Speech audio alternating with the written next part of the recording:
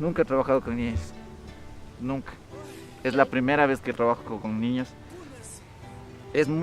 Son manejables, pero no te da mucho, como que tienes que tener un carácter diferente con ellos. Debes quizás ser un poco chistoso a veces para que ellos te puedan entender.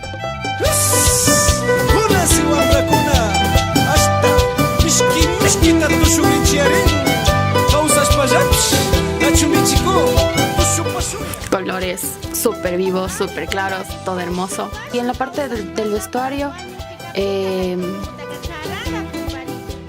acordamos a la época real. ¿Cuántos años?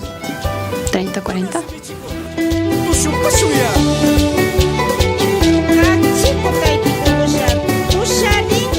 Las locaciones, la iluminación y el vestuario, ya que nos trasladamos desde hace 30 o 40 años.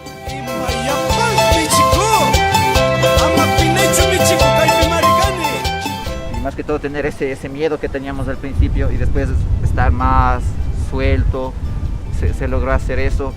Y es una satisfacción personal también poder trabajar de esa manera y con gente que habla quichua, que sabe español, tucuya mashikuna kaipicar kanchi.